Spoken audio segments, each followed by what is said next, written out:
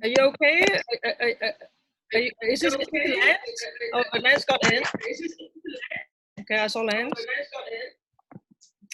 Lance, you might need to mute. There's echo.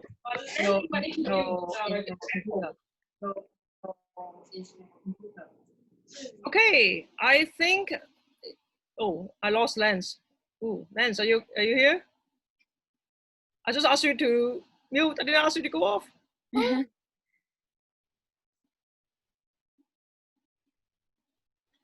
Okay, that's not good. We're dropping people.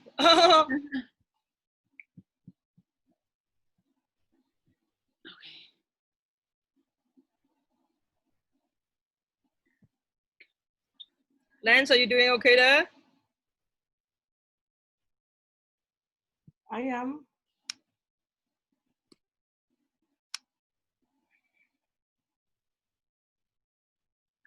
Okay, in the interest of time, I must start the quiz. So we have been waiting for a few minutes. So, okay, we got Gabriel.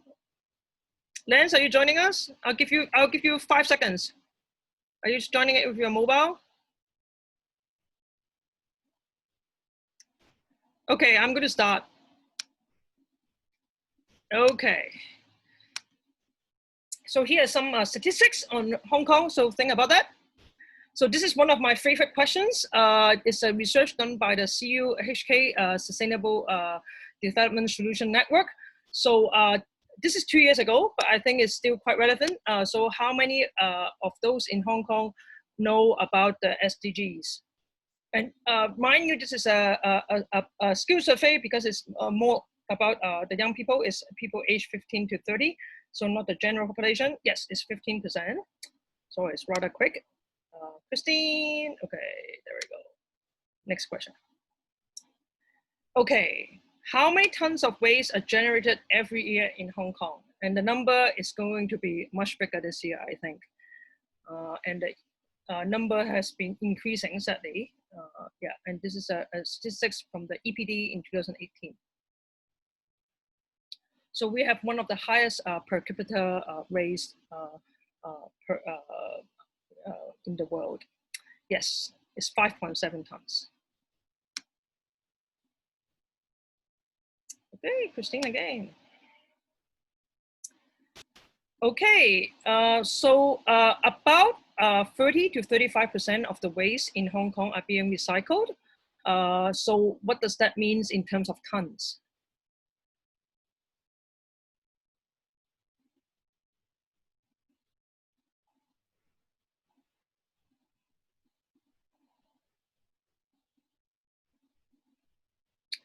Okay, that's 1.78 tons.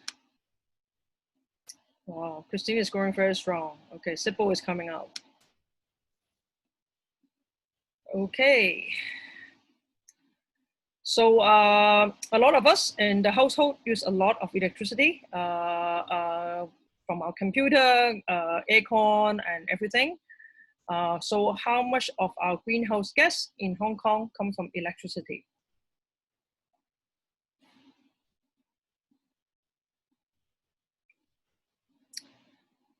Okay, the answer is 68.2%. The number is dropping slightly, so there's some hope in there. Okay, Christine, you're really going very strong. I'm very impressed.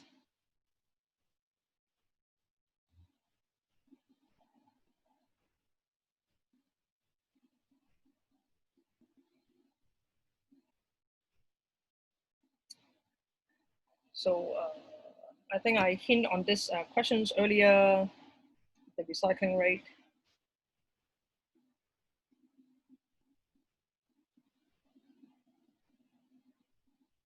Yep, so it's 33%. And I'll show you a breakdown of those recycling rate in a moment.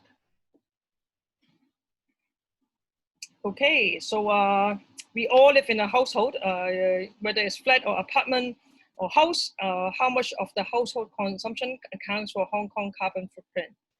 So not talking about like infrastructure, but just day-to-day household consumption.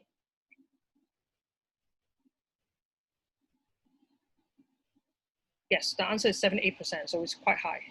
Okay, last question. Wow. Okay, Sippo, we need to catch up so you can beat Christine.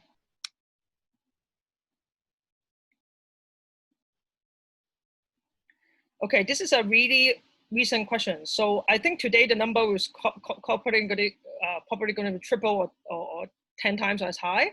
But this is a research just done last month. So how much a single-use plastic has increased since COVID-19? So as compared to before February, there's statistics. Yes, the answer is 2.2 times. Okay. Let's see who is the winner. We have Sybil on the third. I think this is Coral. Is it Coral? And I think it's Christine. I only did one. I only got one, I think. Okay, so thank you very much for participating. So Christine, if you can you please put it in the chat, or you can email me after about your email, and I will send a code to you about the discount code to our events. So thanks everybody for participating. Sure, so I hope you learned something about Hong Kong waste, which I will describe in a bit more detail. Can everybody see my screen? Yes. Okay. Yeah.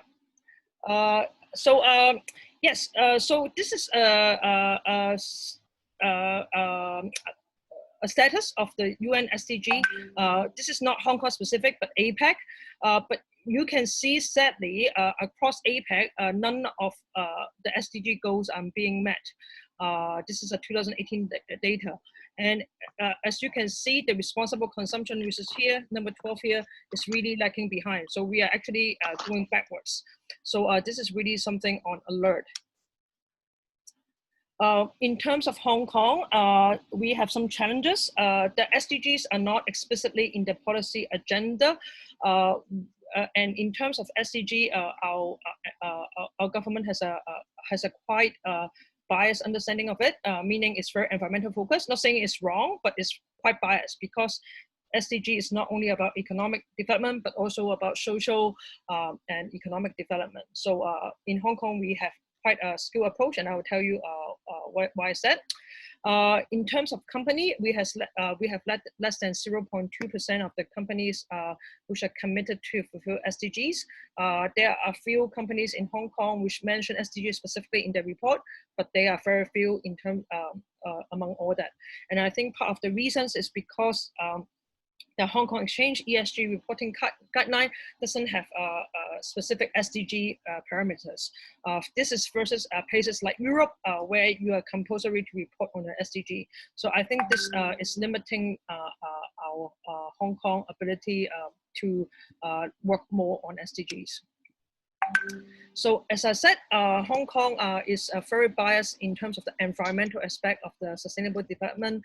So if you're interested, you can go to the Council of Sustainable Development to learn more. But again, it's very environmental focused, and this is now under EPD. And this is my favorite slide. For those who have been to my talk, we have seen this slide. Maybe we'll give the chance to those who haven't seen this slide. So can you guess which one of the SDG is the one that are least care about by Hong Kong people? So the one that are most care about is climate action. Can anybody guess?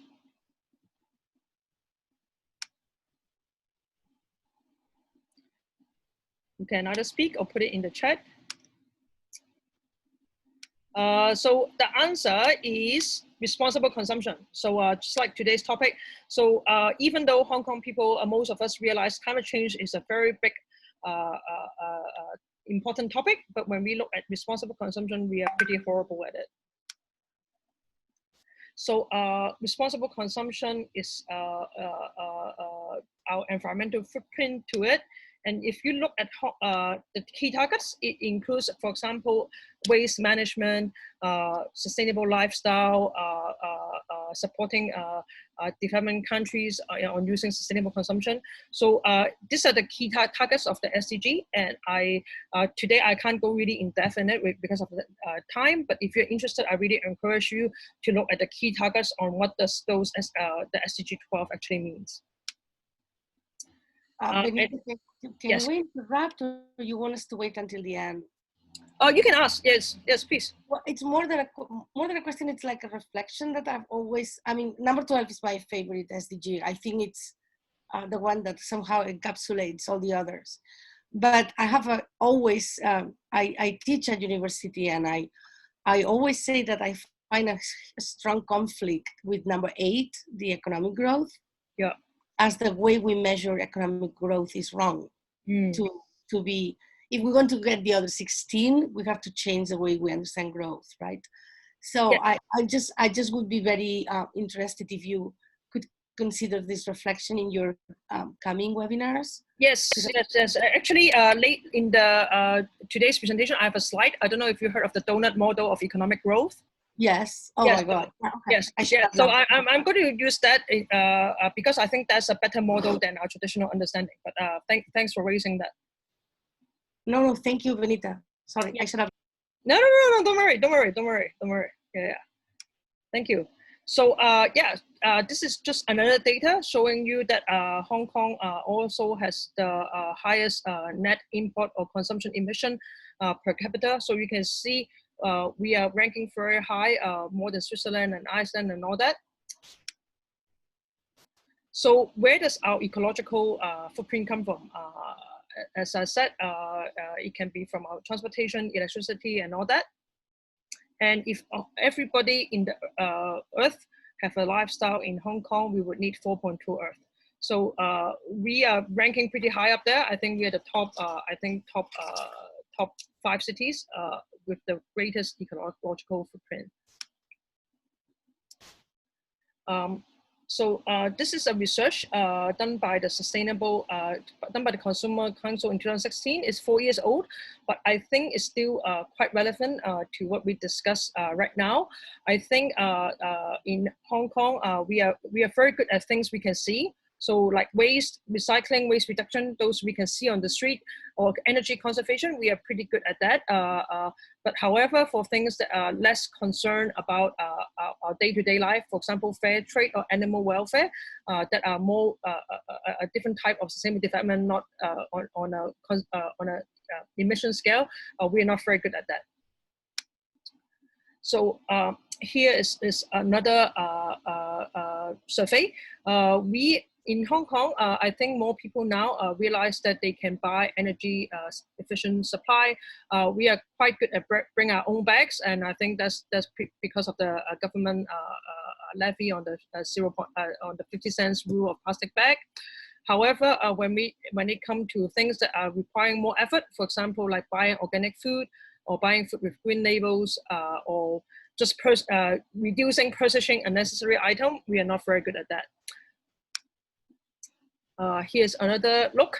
I think lots of us are now realize that we should switch off lights if not in the room, or use energy saving light bulb. However, if going to the things that require more effort, for example, lower the blinds or reduce the time using electric appliance. So let's say if you have a router opening in your home, do you turn it off at light? We are not at that stage. Another conservation behavior, we are pretty good at conserving water or shortening shower time. And interestingly, I think older people, even though we might think that they are less green because of their education, but actually because of their behavior, they are more likely to recycle and pack uneaten food. And another, I think, a very obvious thing you can think of is older people tend to go to wet market instead of going to supermarket where there's a lot more packaging. I'm not saying wet market is the best place, because wet market, most people are still using lots of plastic bag and not bringing their own bag. But comparatively, older people are better than younger people. So in summary, there's a high level awareness of sustainable consumption among Hong Kong people. The intention and the awareness is high. However, when it comes to really behavioral change, we are pretty low. And I really, for those who are interested in this topic, I really recommend you download the whole report. It's a really detailed analysis on the behavior of Hong Kong people. So we touched about that in this in the quiz just now. So as I said, our number sadly is increasing. Our solid waste in Hong Kong, and I think I sadly to say I think this year is going to skyrocket with the number of disposable cutlery that we are using. And sorry, let me. Okay. And actually, where do this waste go to? And a lot of that is food waste. And I know a lot of companies and initiatives are now looking at food waste. For example, I know DBS have a very big scheme and looking at how best to target food waste. In Hong Kong, about 40% of our food is go wasted. So those in the restaurant, they are not being eaten at all. And some restaurants now are very good. They might go to donate to the homeless people or different, but most are still very bad at doing that. This is some good news. So food waste do decrease slightly according to the data in 2018. And the waste electric and electric equipment also reduced by 7.8%. I think this has to do with the EPD promotion of recycling of your electronics, but I think we still have a long way to go. So where does our waste end up? So our waste end up to all this landfill and chemical treatment center. And you might have heard of that. In Hong Kong, we have been in discussion of a waste charging scheme. And there's a potential of reduction in 30% of the MS in our solid waste with the waste charging scheme. But unfortunately, this just happened last month. The bill was not being passed, and I think if it's going to do it again, it's going to go for the whole LegCo. And as we all know, the LegCo situation is a bit uncertain right now in Hong Kong. So, and sadly, environmental agenda tend to be left behind when there are other political agenda in mind. So yes, I think in terms of government implementing this, it might be a long while before we will see this implementing. So in Hong Kong, in the EU, it has banned single-use plastic. In Hong Kong, we have seen some initiative. We have seen, for example, McDonald's have this no straw campaign. But I think, I don't know how you feel, but I feel that Hong Kong really have a very long way to go in terms of reducing the plastic waste. So for example, I will share a personal story. I really like to go to Cha Chan Tang and drink yin yang. I like to drink this milk tea drink. And every time I said no straws, 99% it still comes with a straw. So I think there has been, other than just education, there needs to be really strong campaign. And I think Dana is also working on it, on how to reduce the plastic we see every day. And this is another diagram just to show you again, 40% of our food in the city got wasted. That means 3,500 tons of unwanted food end up in each day. And I think in Hong Kong, we are not very good at dealing with organic waste. If you are in US, for example, in some other country, you might know how to composting, or even in Taiwan, I think the food waste recycling is much better than in Hong Kong. This is ideal. This is not reality. This is EPD has this plan in 2015 saying that they will actually convert the food waste into energy. I think, to my knowledge, this has not been happening. I don't think the government has been to have done this part. They have trying to, I think this one to donate surplus food for human consumption, this has been working well, but I think there's still more work to be done for these two parts. This is to show you another example in Taiwan. I think in Taiwan, I assume most of you have been there, and I don't know if you have taken a look. I think they have done a much better job in recycling and waste management than in Hong Kong here. So, for example, they would have a composting treatment, or they would have a home composting treatment facility for that. It's obviously difficult in Hong Kong given our limited space, but I know in some communities, for example, in Mui Wo, there's a community composting happen. And in the later part of the presentation, I will also show you some other community actions in Norway. So I think it can happen, but maybe through community effort at this point. Again, a lot of this recycle waste is paper. However, we don't have enough recycling bins. And another big problem, and I think Dana would agree with me, there are a lot of people who mix plastic that can be composed to plastic that cannot be composed in the same plastic bin. And that means that they are not ending up in the recycling facility, because it takes a lot of effort to sort that. So I think in Hong Kong, we really need education in how we recycle our waste as well, not just putting everything in, like if it's plastic, just put it there, but actually we need a better way to sort it. So I will share with you some myths about recycling in Hong Kong, and some of this are pretty new data. So this just happened, I think 2 months ago.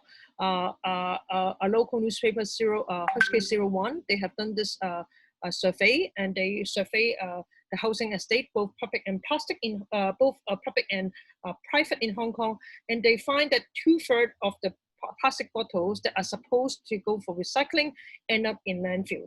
So this is, I think this is just showing you how much recycling that's actually happening in Hong Kong. And another myth is all plastic is recycled. Theoretically it is, but in Hong Kong, not all plastic can be recycled as easily. So in general, and Dana, please correct me if I don't get this correctly, I think the type 1, 4, and 5, those are plastics that are more easy to recycle. The other types of plastic are not as easy to recycle, meaning that if they want to be recycled, they've been sent into Southeast Asia for other plants to do it. If not, they are ending up in landfill as well. This is a scheme that is promoted by Watsons recently. There are 400 of this reverse vending machine where you can put up, where they can collect up to 1,000 different brands of bottles to be recycling. I think it's a wonderful idea, but I think one of the problem we want to face is we want to reduce the plastic at first. So we don't actually want any plastic bottle. We don't want to recycle plastic bottle. We just eliminate plastic bottle altogether. I think this is the bigger problem. And this is one of my favorite topics, is glass recycling. So for some of you, you might know that I really like drinking, and that means a lot of glass. Unfortunately, glass recycling is not being done very good in Hong Kong.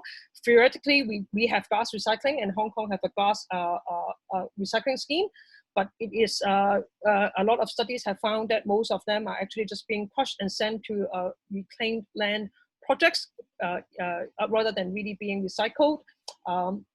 There are 2 glass management facilities, contractors that are given by the government. They did do a quite good job. So in 2018, there were 13,000 tons of glass that were being collected, which is a 60% increase in 2017. So they're doing a good job in glass glass collection. But how much of that being recycled, I really don't know. And I will share with you as well. I go to this bar all the time. It's called Bound by Hollywood, and they don't serve alcohol in glass. And the reason is because they believe glass recycling in Hong Kong is not that good. So they would rather serve alcohol in can bottles. So I think I wouldn't say we totally don't have glass recycling, but I think there's still a lot of work to do real recycling. And I'll share one more story. So I have a friend who worked at international school in a sustainability office, and they were organizing a beach cleanup. So they were going to these remote beaches and picking up different types of garbage. So the kids were picking up alcohol bottle, obviously left by a junk trip, and they were full of different algae or encrusting animals. And my friend told me that actually because of the quality of those glass is so not at a good stage, it's actually very hard to recycle. But the school actually, they want to look good, so they actually call a recycling company and collect them, but they are actually ending up in landfill. So I don't know if that you call it some kind of greenwashing or whatever, but I think glass recycling is really a big problem in Hong Kong and something we need to face. Tetra packs. Tetra packs is hard to recycle because they come into different layers. It's not impossible to recycle, but they do take more effort. So I think we need to think twice if we want to buy Tetra packs. I think in the last few years, there are a lot more compostable food packaging. However, in Hong Kong, a lot of plants, a lot of facilities don't have this composting facilities for this supposedly biodegradable food container. So my recommendation is not to use food packaging at all. My recommendation is if you, especially these days without restaurants, if you must do takeaway, please bring your own container. And I do have a very good tip. I think from my experience, if you go to most cha chaan teng or like the noodle shop, if you bring your own container, they actually give you a bigger portion. So I don't know if that's an incentive, but my suggestion is not to use any food packaging at all because we don't know how much of them is actually being recycled. So if you are interested in recycling, I don't know. I think this is one of the company. I wouldn't say the best, but they do. If you have commercial or private recycling, you want people to collect paper, metal, or glass, you can contact them, and they will, with a small fee, they will come and collect your materials and being recycled. I do want to share this with you as well. I just love to share example from Taiwan. I don't know how many of you have seen them. In Taiwan, they have a 4-in-1 recycling program, meaning they involve the community residents, the collector, the local government official, and the recycling fund. So they have a very good incentive for the recycling collector to recycle them. So it works really well. I think this is something definitely Hong Kong should get some lessons to and do a much better job in recycling. So I think in countries, for example, in Finland or Sweden, the recycling rate is up to 70 to 80%. So this is, I think this is Carol, was it? You made the comment about the economic model. I think traditionally we think about economic as one straight graph, GDP go up and all that. This is one model by Kate Raworth. This is called a donut model. So these are some, we call it the planetary boundaries from the ecological ceiling and the social foundation. And the idea is we shouldn't overshoot the government. Not overshoot the government, overshoot the boundaries, meaning we shouldn't overshoot on climate change or biodiversity. And we should take care on our social foundation, meaning people would have enough healthcare or food or social welfare. So this is a different way of looking at economic growth. And I certainly encourage you to read more. I think this is a different take on our traditional model. And now I want to show you a little bit more global example. As I said, sustainable development is not only about environment, it's also about economic and social progress. Today we're looking mostly at environment, but yes, maybe in another talk I will talk a little bit more about how decent growth and also social progress is related to SDG. So this is another concept you might have heard of is circular economy, meaning the waste that are in one chain of the system is going to be recycled back. So there's actually no waste. It's a circular economy. I think in Hong Kong, this has been growing as a movement. There's a group called a Circular Community in Hong Kong. And if you haven't joined, send me a message. I will happy to add you there. And I think there's some interesting discussion there on how to make our economy more suitable. This is a recent research by a group called the Hong Kong 2050 is Now. And if you haven't heard of them, they are a climate change group set by a few think tanks. And they have done a research just about 2 months ago, looking at Hong Kong, the carbon emission. So their prediction is in Hong Kong, actually have a high potential towards decarbonization, meaning that we are really reducing our carbon emission. And how do we actually do that? And the way they suggest this is to decarbonize our energy, meaning using more natural gas with carbon capture storage and using zero carbon hydrogen. This is quite technical, but I think the message here is we do have the power to change, and let's not feel hopeless about it. This is government action. To achieve the responsible consumption, it looked at policy. So like the waste charging scheme I told you is one of the policy we can do. The infrastructure, whether we have the facilities for recycling and social mobilization. So obviously, I think most of us here cannot change policy or infrastructure, but what we can change is our personal behavior. So this is what I'm going to talk about in the last part of the presentation.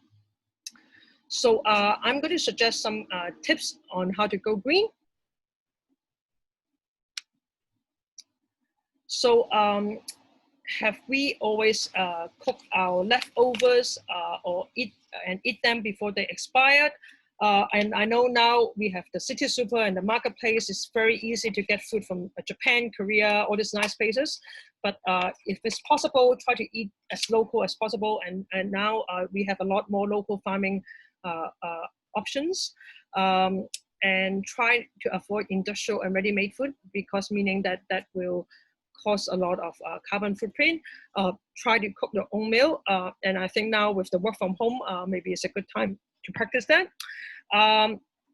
Try to go more a plant-based diet. I personally cannot go totally vegetarian. I do love meat, but I do try to eat green at least 3 times a week.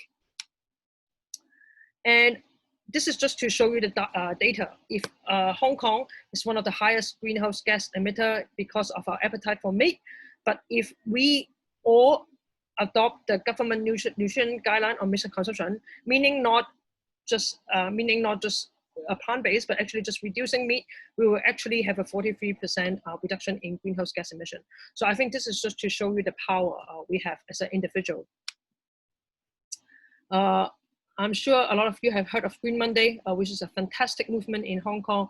Again, if you have a more plant-based diet, you will cut down, you will save water, and it will save a lot of life. And I really recommend that. Another example I want to show, I don't know how you had heard of this concept called best before food.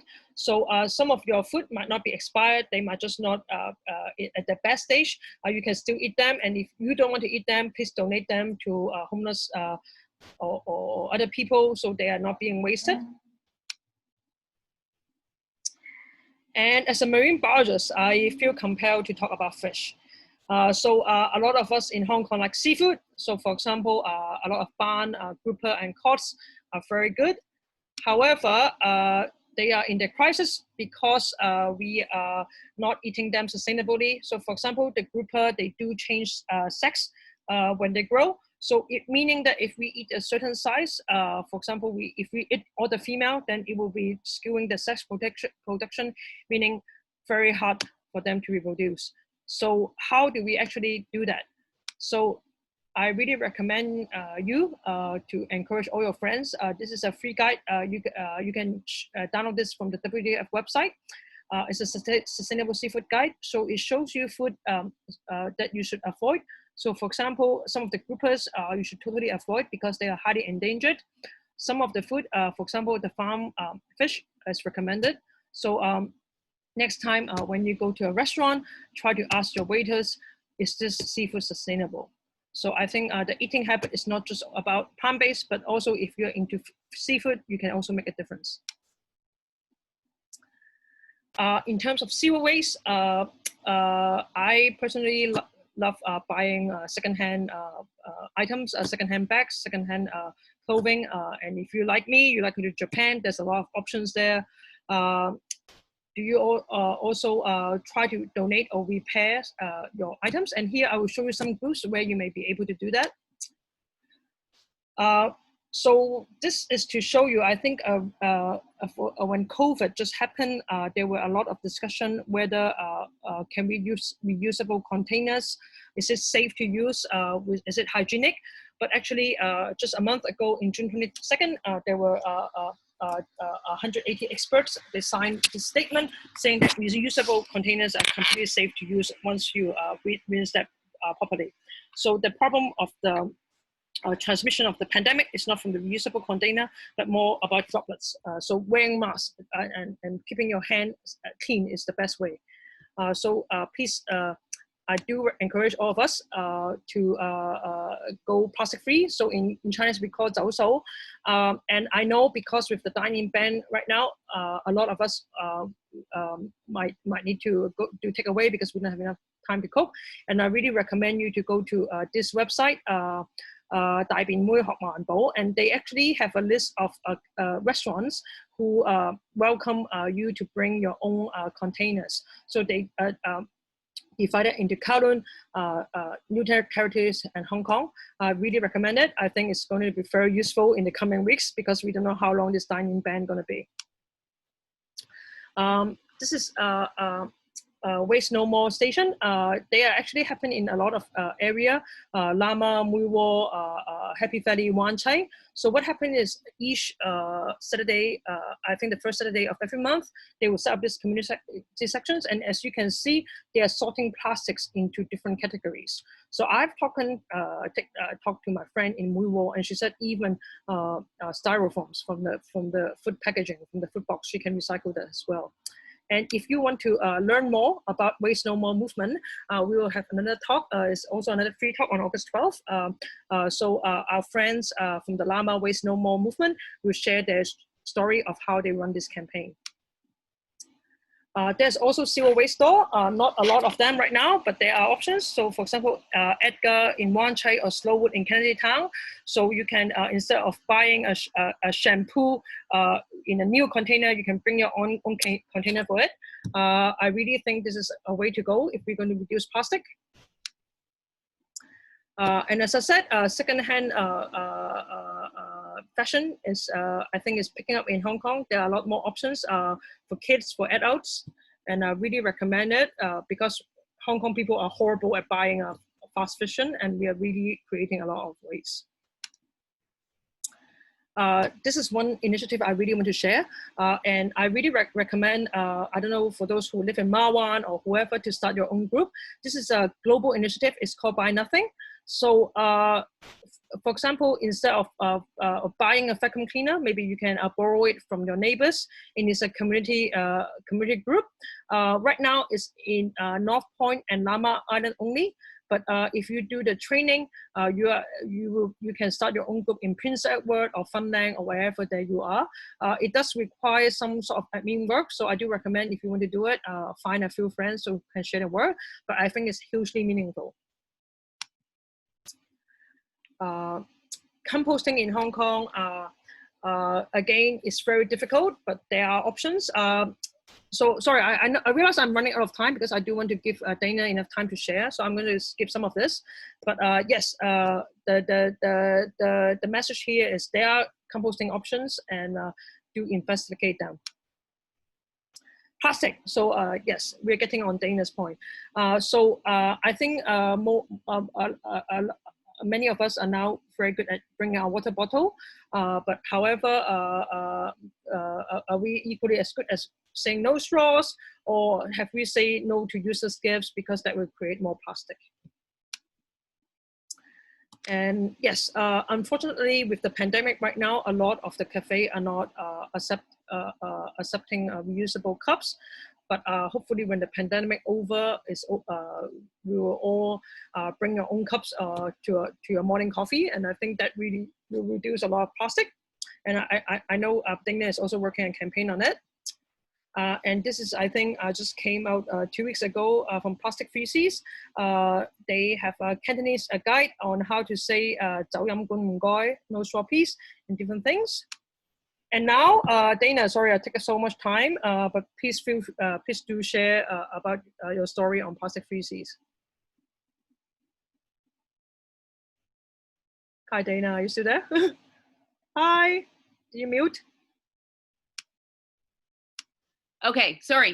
So I'm Dana from Plastic Free Seas. We are a registered charity here in Hong Kong, 7 years old, and we do education primarily in schools, but we work with corporates, community groups, and lots of other groups on this issue of plastic.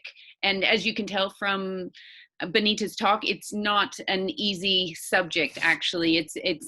Ideally, it's easy for us to say no to single-use plastic, but things like recycling and convenience factor and a lot of other challenges with going plastic-free. Really, I just wanted to make a few points based on what you introduced first, Benita.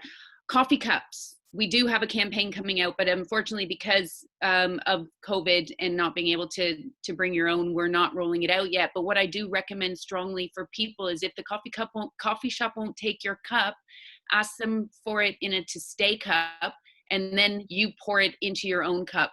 That way, okay, they do have a cup to wash, but you're not wasting a single-use plastic cup. So definitely do that.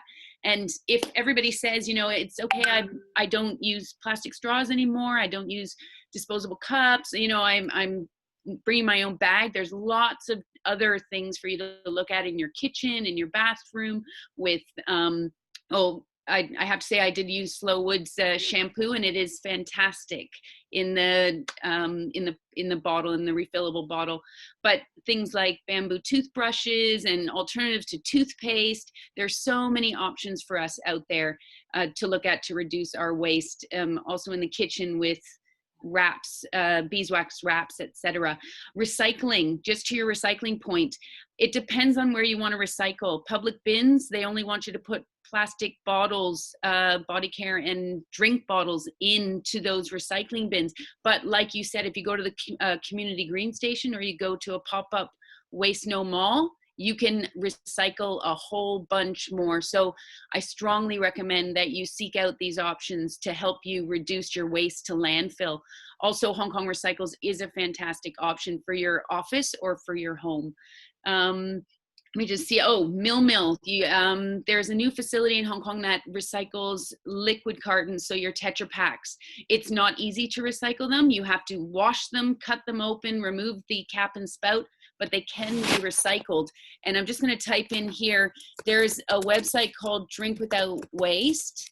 And on that website is a fantastic map which shows location points for collection of liquid cartons and other points that will be very interesting to help you recycle more. So I strongly suggest that you go there. Also with regard to drinking water, not only do we have reverse vending machines to take your liquid, your bottle back and give you a coupon, but we also have Bonaqua and Vitasoy offering their water from a refill machine where you can take your own bottle and use it there. So for $4 or whatever it is, you can fill your own bottle. So if you really prefer to drink Bonaqua or Vitasoy water, then you have that option. And it's a good option at the moment because most of the water fountains are closed around Hong Kong because of COVID. There is also an app called, Benita, do you know what the app is called? Water for free. Sorry, Water for Free app. I strongly recommend downloading Water for Free when COVID is over. It's an app that shows you exactly where all of the water fountains are around Hong Kong. So if you're stuck, you can find it. Now, I'll just give you a quick update on what happened in the last 2 days. It's not exactly to do with consumption, it's to do with waste, which of course has a lot to do with consumption. So in Discovery Bay, if you go to the Plastic Free Seas website, you'll see we cleaned up, along with the Marine Department, probably 450 kilograms of these small little plastic balls that, yeah, there we go. Now, we don't know what they are. They look like AstroTurf crumbs, if you know what that is, but it could be shredded tire. We really have no idea where it came from, but it's still washing in. It's only in one area, one beach in Discovery Bay, so it's really strange, but we did spend hours and hours today. So I wanted to just draw your attention, if this was AstroTurf crumbs, by design, this is a really poorly designed product. And these are the kind of things we need to think about when we're buying things. What is going to happen to it if it gets into the environment? So these get sprinkled onto AstroTurf, and anytime it rains, a little bit will always, you know, have the chance of washing away and down the storm drains and out to sea. So in my opinion, it's a really bad material, if that, and I'm not sure that's what it is that's washed into the sea, but this did not wash in from a pitch. This is a spill of some sort. So of course, waste management, really important. We have to understand and know, we have to trace this back, see what happened. Did it fall off a ship? What's happening? Now, the government's response was not as great as I would have hoped as far as an emergency response. But once they got there and once they got started cleaning, they did a really fantastic job. So I think I've spoken quickly and enough.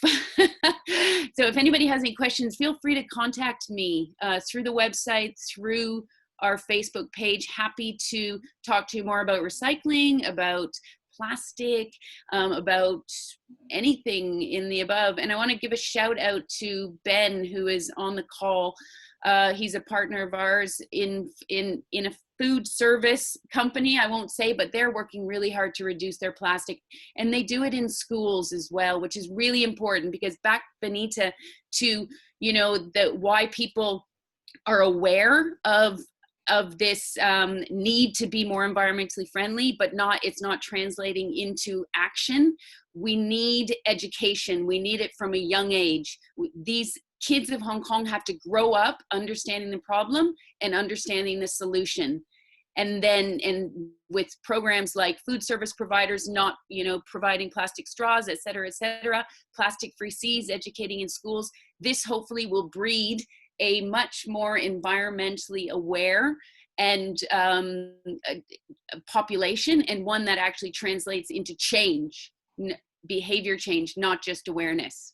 So thanks for letting me speak, Benita. No, thank you, Dana. So everybody, it's 10 right now. I'm going to run for another 5 minutes and maybe another 5 minutes for Q&A. If you need to go, please feel free to. If not, please stay with me. I think there are still a few more slides you might enjoy.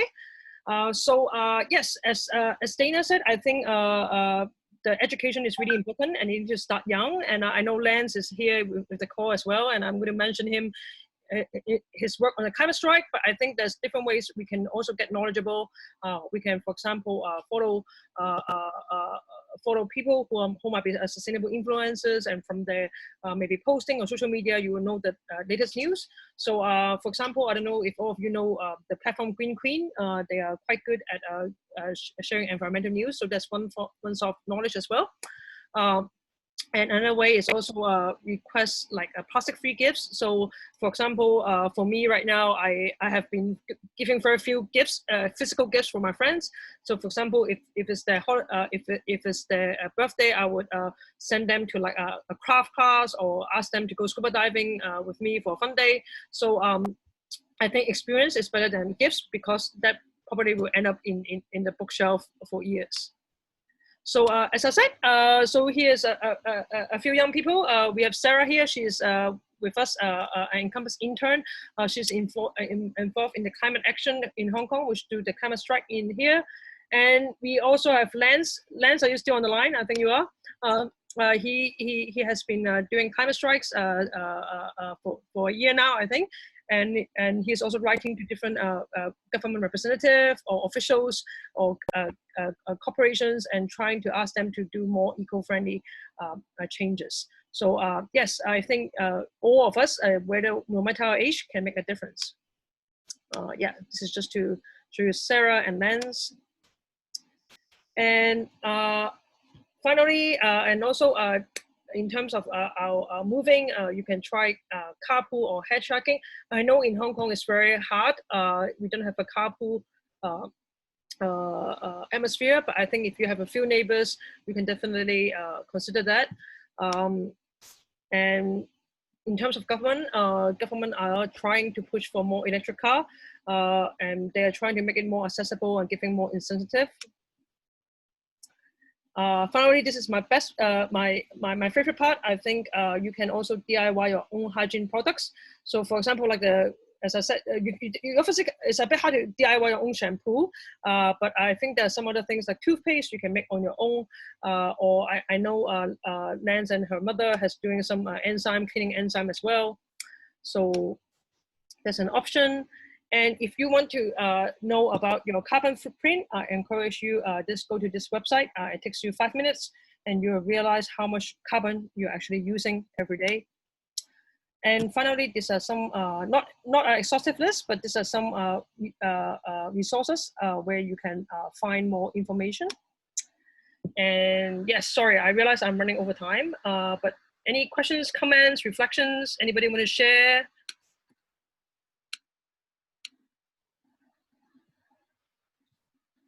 I know we have an interesting group here. So I would like to make a question because I'm not an expert and you all are. So can I? Yeah, yes, please. So we are a little bit surprised. So 3 of us are trying to use the summer break at university to help a friend with a super cool project about the masks, these things that we are using disposable every day. And now they say there are more, and Benita, probably you know if this is true or not, they say that there are more masks than jellyfish in the oceans right now. They talk about 4 billion masks on the ocean since COVID started. So this friend had this very cool idea of developing this technology that has, she applies on biodegradable masks that last for 100 days, and it's antiviral protection, antimicrobial protection, and anti-fungus protection. So like the best protection you can get. In a mask that lasts for up to 100 washes, and then literally it composts and it's organic cotton, so not a single thread of plastic, nothing. How is it possible that we are not having people lining up to buy the masks? At a super reasonable price, the savings can go up to 70% versus using a disposable one for the people that has to wear one every day. Some of us are lucky and we can stay at home a lot of days in the week. Some people has to go out there every day and use one, maybe 2 a day. So it's saving money, it's saving the environment, it's protecting you better. Can somebody please explain to me what are we doing wrong? Because really, one of the reasons I won't, like, you know, I was so blessed that Benita, you invite me to join today with all these like super experts on recycling, sustainability, doing the right choice. So I would be very thankful if somebody can tell me what are we doing wrong. How is it possible that people are not buying this mask, you know, $50, 60 Hong Kong dollars, antiviral protection that nobody's offering, a completely new technology, and it's biodegradable, and one absolutely environmentally friendly. Still, it's like, you know, people are saying a lot of like different, very weird excuses, like, you know, like, well, you know, disposable are cheaper. And what if this ends tomorrow? And I'm like, really? Is this gonna end tomorrow? And, you know, I don't know. I don't know if we are, you know, maybe articulating the sales pitch wrongly. So please, I'm begging you, can you help us to understand what are we? Thank you. So, Coral, Daniel has a question. So she is asking, where are you advertising this mask? Do people know about it? we are approaching procurement departments in companies, in restaurant groups, universities, schools, you know, because it's a factory. So it's not that we don't have a shop, but yet we're not getting any like super crazy response over it, which we don't really understand, because, you know, it's made here next to Hong Kong. So there is like, it's a ridiculous shipping cost, almost no carbon print on the shipping either. I don't know if we should be talking about the environmental first and the protection later, the protection first, the environment later, the price. I don't know. I'm also only 7 years in Hong Kong. I'm not here long enough to get in the minds of the Hong Kong consumers. I'm all of this in this. I'm a migrant here, so I really would like to get your expertise on how you sell the right choice over the wrong choice. Coral, can I just jump in and say something? You're not alone. All of the, I mean, that you're talking about one product. Environmental groups are wondering, why are people not using reusables in general in Hong Kong? It's crazy. And there are a few theories. I've actually spoken to, or just emailed another NGO about doing a survey on this, but there's the breathability issue. People find that the reusable ones aren't as breathable as the surgical mask. There's also the fact that they have to wash them every day. Come on. So they may not have a washing machine at home, so they need quite a few of them, and that just seems too difficult and inconvenient for them. They can wash in the shower. No, I know, but from people, this is just people's perception. This is not mine. Yeah, this is just people's perception. It just seems like too much of a problem. But the breathability has a lot to do with it. And I've also heard from a number of people, this is not scientific by any means, but that they bought so many single-use masks in the beginning when they were, you know, when it was hard to get them, everybody hoarded them, and now they have to use them. But that's just what I've heard so far. But it'd be interesting for you to follow up with your procurement, the companies that you're reaching out to, and just say, look, could you help us out here and just help us understand why you might not be interested and what it would take to make you interested. That's what I would try. Yeah, maybe I would like to chip in as well. I'm Sybil. Actually, you are not alone. Actually, I have so many reusable the cloth masks because during in February, I'm being a volunteer. I had to borrow this one for the talk today because I'm also. So yeah, not alone. Actually, we did quite a lot in the community. I support. We have a group of women, okay, to have to support the community. We do around 500 cloth masks and give it to some local citizens who are in need. But back to your question, I think you may need to get some information. I'm not quite sure you know there's a gentleman called Dr. Kwong. So he's got a PhD in something maybe from Hong Kong. He is quite an influencer about the cloth masks or reusable masks, something like that. I think if maybe you can have a can you write his name on? Yes, I will write to you. Sorry, Carol. I do have Mr. Kwong a direct contact as well. Yeah. So yeah. Yes, I'm happy to link you up as well.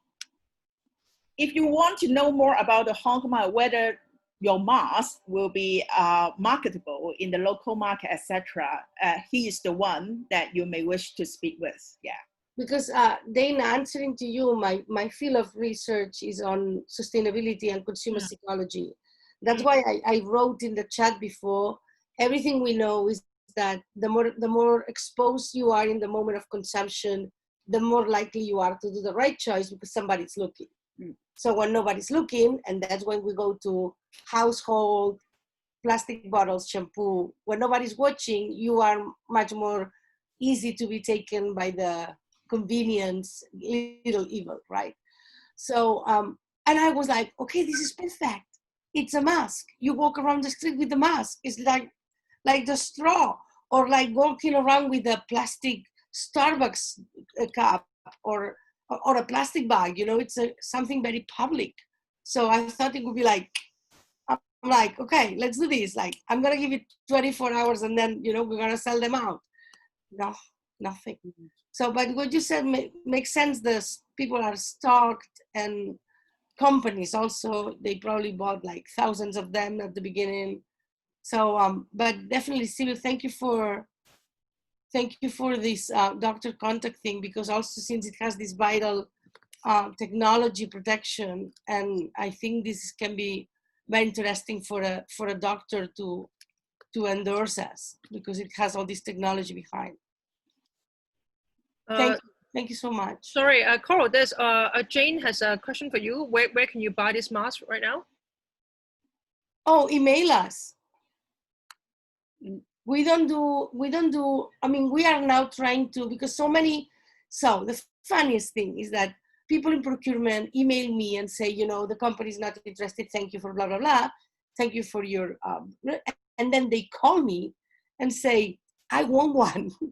You know, and we get this over and over and over again. Two of the people of my team are here today too. Colleen and Judy are here with us today, and they can tell you. We get all these very formal emails of, we're not interested, but then, so we were like playing with the idea of starting some kind of crowdfunding, sort of crowdfunding in Hong Kong for all these people who are asking us, where can I buy it? Because it's not a retail, it's not a shop, it's a factory, that it's a B2B, it's a B2B business. So the owner, she was not thinking about opening a physical store at all. But we are getting so many individuals interested that we are seriously considering to start, you know, some online, you know, gather orders, and then like you know, like the Saikum farmers box of vegetables, or these kind of things where people just, you know, sign in, pay for one mask, and once every time we get 1,000, we just ship them to every person, something like that. So I'm gonna just put my email here. Please email me anytime.